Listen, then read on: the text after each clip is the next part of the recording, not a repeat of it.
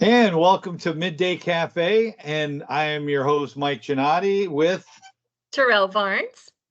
And Tyrelle. Something seems a little different as I look around here. Oh, I think we're in the same office, the Copilot office. And we've been here a while, Mike. We have been here a while because I like that it looks like an aircraft in back there, like some kind of jet engine or something, because it is a fast ride. Let me tell you. It really is. It really is that we're building. We're building that plane, right now. Yeah. Yeah, and we're on the ride, and it's been exciting. And to that point, today we have some great topics. I know you're going to be taking a look first at how people can measure value and all that with the Copilot dashboard and Viva Insights. We're going to take a look about a big blocker that a lot of orgs have worried about with oversharing and getting their hands finally around that, and something to help get them from here and not have to hold everything up, but looking at what we call restrictive SharePoint search. Right. And then we'll talk about the announcement that kind of took Copilot from a certain group in our segments to a much broader audience. Awesome. And yeah. So what have you got? I mean, you're going to be kicking us off. So the dashboard. Tell me about that. Yeah, so Mike, super exciting. The product group is telling us that it's going to be ready by the end of March, so coming fast. But it's really, a lot of customers have been saying, okay, how can we measure the ROI on Copilot? How do we know that it's making a difference? That's what our business needs to know, is what kind of difference are we making with Copilot? What's the business impact and the business value of Copilot? So we have an awesome dashboard for that. And I think it'll be easy to share a few slides to kind of walk through what that dashboard looks like. But yeah. It's been really real. They've been building it, and it's looking great. So let me go ahead and share. Yeah, this is definitely something a lot of customers have been asking about, looking for more granularity, more insight into what's happening. And I know I get asked it all the time. So the Copilot dashboard. Yeah. And so you do need a Viva Insight subscription, a license applied to each mailbox that you want to measure. So that's important. And you can talk to your account team about that. But really, the dashboards, it's designed to help business leaders prepare for their Copilot rollout so they can understand and drive usage, adoption, and then measure the impact of Copilot. So we start out with like the readiness tab, which shows tenant level readiness and an adoption funnel for like what kind of prerequisite licenses to employees need to have so that they're ready for Copilot and they can use it. Shows how many licenses have been purchased, and then how many employees are licensed, and then the active Copilot users. So this is the first screen of the dashboard with the readiness tab. Very nice. Yeah. And so then if we move forward, you can see a little bit more around what, the links that you can help to ensure, like, that's something that we talked about a little earlier, that all the users are enrolled in an eligible app update channel. And so that they can then, they can see how their organization can get the most out of Copilot. So would you want to touch on that just a minute around what that means to be enrolled in an eligible app update channel, Mike? Yeah, sure. So, there's the web-based version of our clients, right? Like we're in Teams right now, and there's a web-based version we could be in.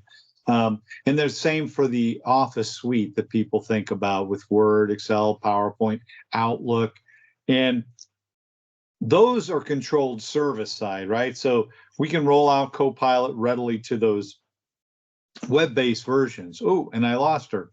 So I'll keep talking until we get her back. But we have, the whole component around with the Office suite, making sure that things like Word, Outlook, etc. And she's back. I kept talking. So I was just sharing how it really is about the clients and making sure that those are on current channel, because in order for them to be ready for Copilot, they really need to be on current channel with those clients. And in that way, they can ensure that people are getting that experience lit up in Word, lit up in PowerPoint, Outlook, even Teams, right? So if they're on older deferred channels, they're not going to see those things light up, although they may see them in the web versions. So it's important for that readiness that they get to current channel. Awesome. Thanks, Mike. Because I think that has been an issue sometimes for some of our customers. I've heard it a lot. Yeah. And so if we look at a little bit more of what the dashboard offers, you can see here how you can scroll down. You can see how many people in the organization are ready and how you can prepare. And then if you move to the next tab, it really shows the adoption trends. So this is where you can understand for the licensed Copilot users, like what they're doing, how it's changing their work. So the global scope and filter settings you see at the top, those are persistent across all of the tabs. And that makes it possible for you to drill down into any of the organizational attributes and organizational hierarchy in your organization. So if you wanted to look at different teams or different sites or different functions, you are able to do that in all of the views. And so that's huge. Yeah. Yeah.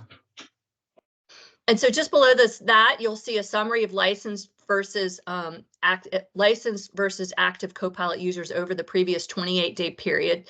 And this is data that is refreshed weekly.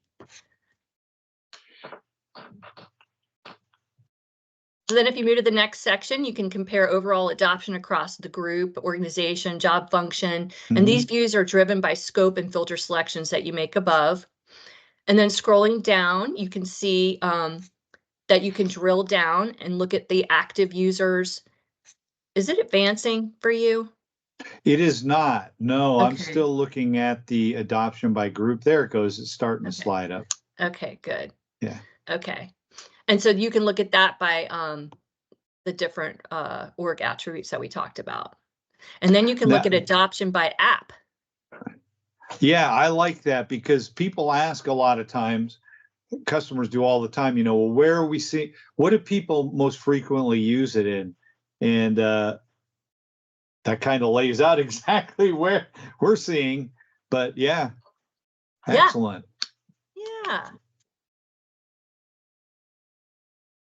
And so a little bit more, I can just show how if you scroll down, you can drill down, you can start to see which key features the Copilot users are really using. And you can look at the results either by the number or the percentage of active Copilot users. So it gives you a lot of flexibility in the different dashboards here. I mean, this is beautiful. This is what people have been asking for. Exactly. So that's why it's super exciting.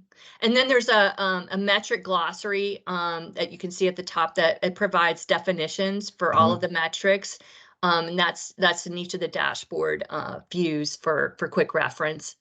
And then all of the information on the adoption tab combines to help you understand where and how Copilot's being used and where further enablement strategies could benefit even more. So there's a lot of documentation in here and links to more information. So it's really well done for business users. Very cool. Impact. That's what people want to know. Yeah. What's the impact? How is Copilot adding value? So at the top, you can see the number of active Copilot users, the number of Copilot actions those users have taken, and the number of Copilot assisted hours. And so that's an estimate of the time during which employees were assisted by Copilot over the last 28-day period. And the time Copilot gives back to employees can be reinvested into the other high-value activities. So that's really the measure of how is work changing with Copilot. I mean, this is great. The other ones are really good because you want to get a sense as to who's using it and what they're doing. But the impact, really, that's where the rubber meets the road, right? How are they getting real value, and are they using it a lot? Like the meetings, summarized by Copilot. That's huge. Yeah. Right? And that's been one of the most used features, actually, of Copilot. that's saving people the most time. But in that highlight section, you can see a summary of the actions and behavioral changes across the work, common workplace activities. And each highlight card includes additional detail that can be accessed via the Explore More buttons. And that's where we're adding all kinds of links and documentation to ways that you can get more value. Excellent. No, that is great. And then digging deeper, it allows you to compare before and after measures for active Copilot users across their relevant workplace metrics. So we define after Copilot as the period that starts after the first Copilot assisted action is taken by a Copilot licensed user in the group you're analyzing.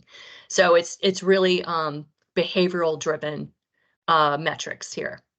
So I love the attended meetings one that was there, because when you look at that, like, I get asked to all kinds of meetings that I need to know the information, but I have other tasks I need to attend to.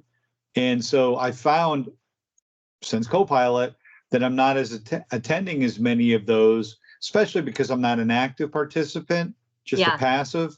Right. And but I wasn't going to listen to the whole recording before, but now I can get what I need out of it and move on with my day.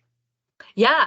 And that's been really helpful for me too, because there have been meetings where I've been double booked, but I really want to hear the content. So I'm able to use Copilot to focus me in on maybe just the 10 minutes of that meeting that I really need to hear and listen to. So yeah, that's been a really well received feature. So yeah, so that's about it for this dashboard. Like I said, it's coming out by the end of the month, and reach out to your account teams if you have any questions or you want to find out more about it. We can do a deeper dive, obviously, deeper dive presentation and Q&A session for the dashboard. No, this is awesome. And like you said, we're crossing our fingers. We're always subject to change on delivery, but end of month right now is what they're slating. So no, that's beautiful. That is, to me, that's that piece that, again, customers are like, hey, this is great, we're rolling this out, but okay, we rolled it out. Now what? This gives you the real metrics to get real insight into what you need. Yeah. And, there's benchmarks. We have benchmarks in there for like global Copilot users from our research that we've done so far. So you can compare how your organization is using Copilot versus how globally Copilot is being used. So there's a lot of great ways that you can deep dive into the data. And we'll have, certainly afterwards in the post, we'll have links to information about this. And that's the dashboard.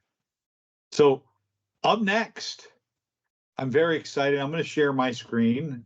Okay. I'm going to share. I have a couple of posts that I'm going to put up. The first of which is this. So they just announced this. And a lot of orgs, this is what I've been hearing, and I know you've heard the same thing. A lot of orgs are panicking because they're like, oh my goodness, we knew moving to the cloud, we needed to get our ducks in a row and stuff around sharing and restricting access and blah. But a lot of that, there was initial efforts and stuff got kind of kicked to the curb, right? Move on with, because with search, yes, you could potentially run across stuff that should be restricted, but somebody inadvertently shared. Remind me after we're done recording. I have an interesting one I found yesterday by accident. But so you have people who, the orgs that are rightfully concerned, especially where we're talking about PAI, PHI, all that kind of sensitive data and information. Is it being copied, reshared, blah blah, and all that? So they're looking to work with our advanced management capabilities and SharePoint purview applications and stuff to set that up. But they're like, put the brakes on everything until we've done all that. And that's not the way to go. But No, that we delays value, and yeah.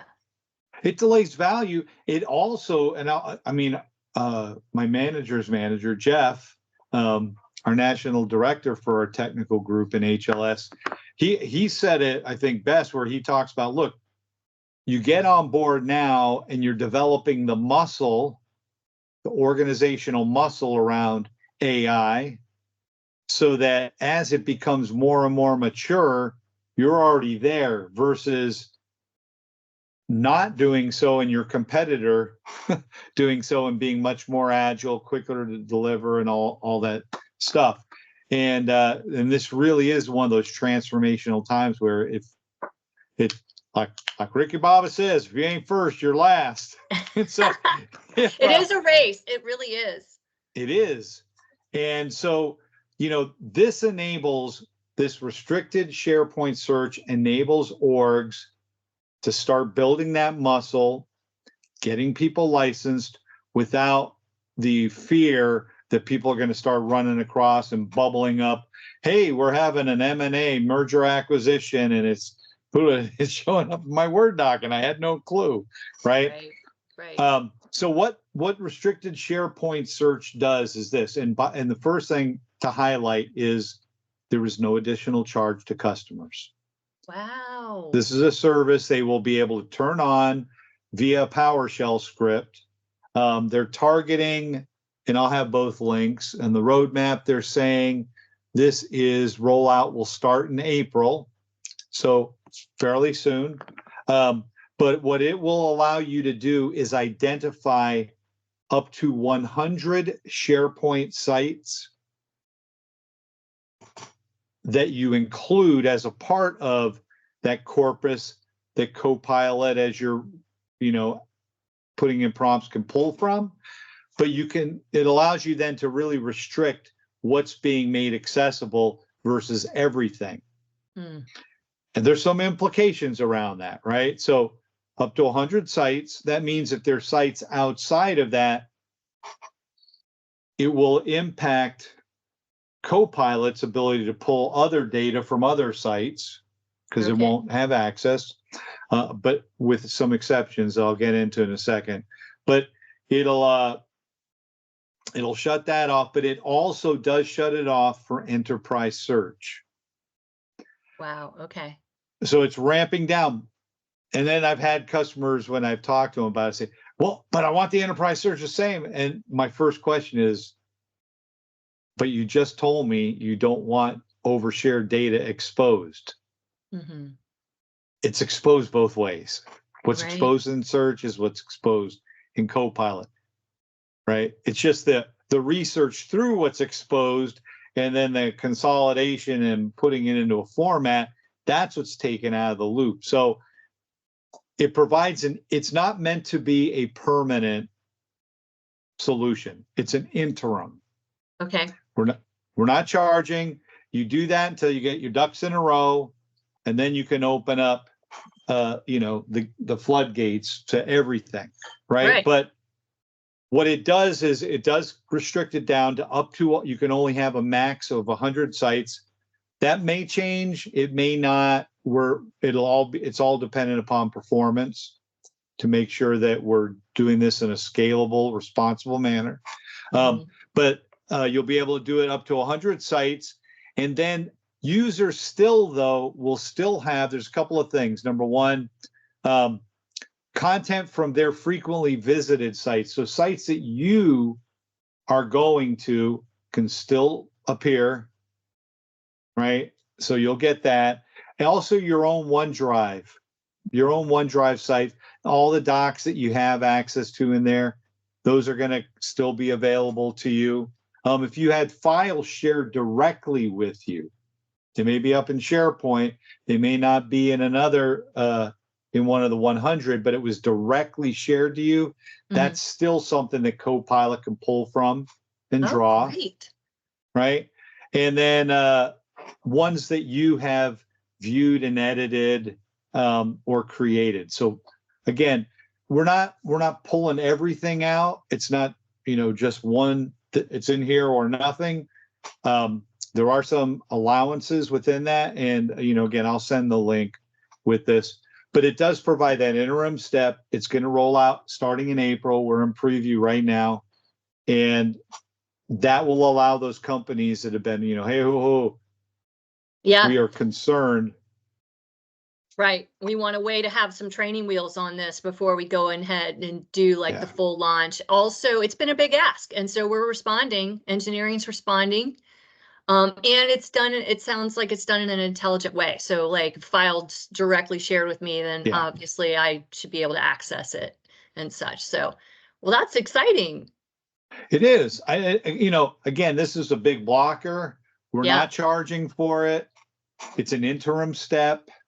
But it's something that should remove that big roadblock that so many have been concerned about, right, and let them move forward. Yeah. Give the security team some peace of mind as they're developing the muscle behind this. Yeah, because, and I've been told by CIOs to, CISOs and a whole range of folks down below. Look, we know this is our problem. We didn't get this, but it's keeping them from where they want to go. Right. And so this will allow them to get at least started while they do that. Yeah. Help speed up the time to value and being able to take advantage of it. Great. So April, it'll be a PowerShell script. At least that's what they're saying now. That's all subject to change. One last thing that we have for today that came out yesterday. Copilot everywhere. Wow. So couple of big announcements. First of all, Copilot Pro, people who you had to have an M3, a personal or family Microsoft 365 subscription, and then you could get Copilot Pro on top of that. They've taken that out. You can just get Copilot Pro now and have the free. Wow. And it'll work in the web. It'll work in your OneDrive, on your app phone. So they have expanded the whole individual Copilot Pro, which to me is cool. Yeah. But it's getting it everywhere. But the big thing is this. And I know you see it in manufacturing. I see it in healthcare providers and in some of our medical device companies, but frontline workers. Yeah. So you could not previously get it without, having those price. We've now changed that. So F3s and F1s, along with 365 E1 and Business Basic. Wow, that's great that it really is everybody. Yeah. Everybody. Yeah. So that is coming very soon. And when did they say? Did they give the dates here? Copilot, additional details. I just saw coming soon.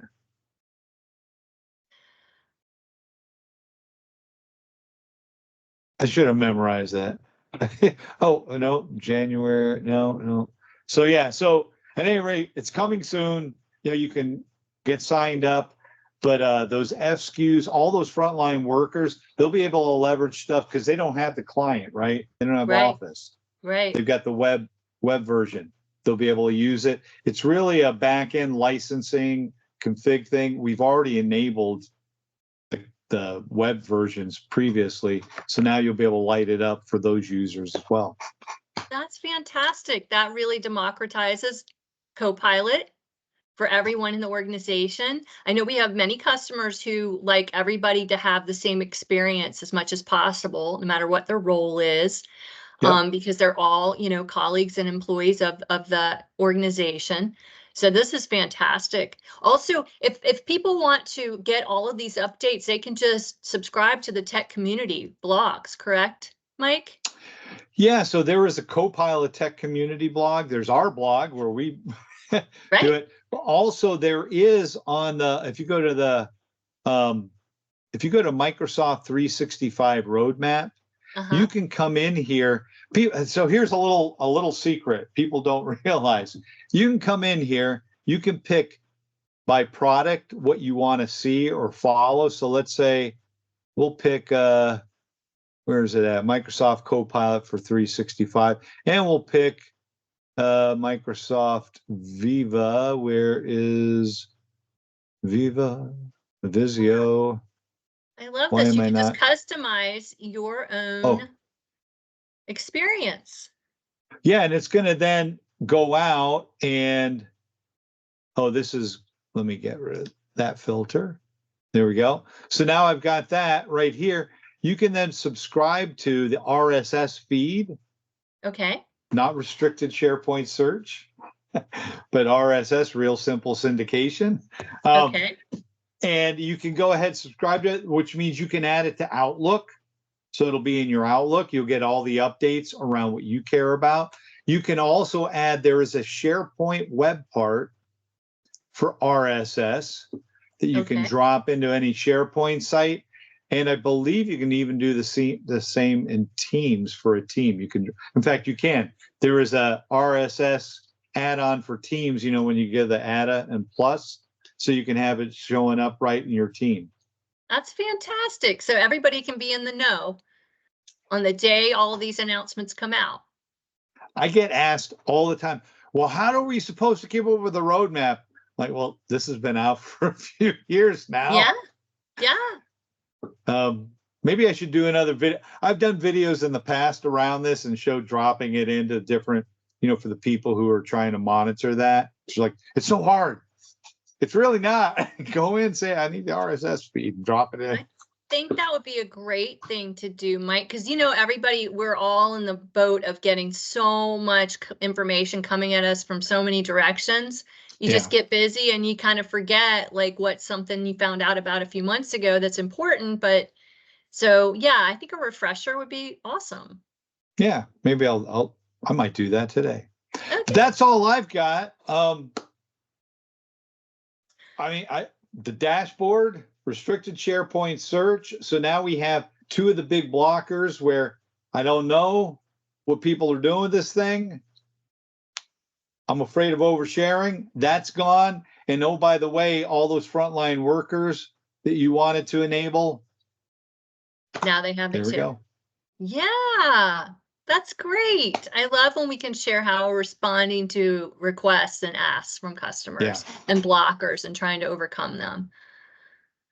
And so, it's amazing watching again, like you said, we're building the plane kind of as we fly it. Yes. How nimble we have been in quickly, like that restricted SharePoint search, that became an ask in the last few months, and bam, they turned around quick. Yeah. We respond to feedback. Yes. So we do. Keep it coming. Actually do. Yeah, we respond to feedback. We love feedback. Sometimes it's hard and constructive, but it only makes us better. So yep. And so it's St. Patty's Day this weekend, right? It is. You doing anything? I'll probably just wear something green and that's about it. How about you? My wife and I were just talking about it this morning. She brought up after church on Sunday, we're going to go to a local thing called The Plant in Pittsburgh. The Plant it used to be a manufacturing facility, and now there's a whiskey distillery, there is a brewery, there's a meadery, believe it or not, for mead. There's food. We have this one farm has their store, but they also do food cooking and service on Thursday nights. They have the best burgers on the planet that they do. So there's a whole bunch of stuff, and they're doing a St. Patrick's Day themed with bands and the whole bit. That sounds like so much fun. Yeah. That's great. Well, I hope y'all have a wonderful weekend. It looks like it's going to be nice, a little cooler, but nice. And still short sleeves. Yes. Yeah. Great. So I guess until next time, then, I hope people, if you have questions about any of this, please let us know. Links in the full post down below under resources. And till next time, this is Mike. This is Tyrelle. Have a great day. Have a great weekend, everybody. Yeah. Ciao. Take care.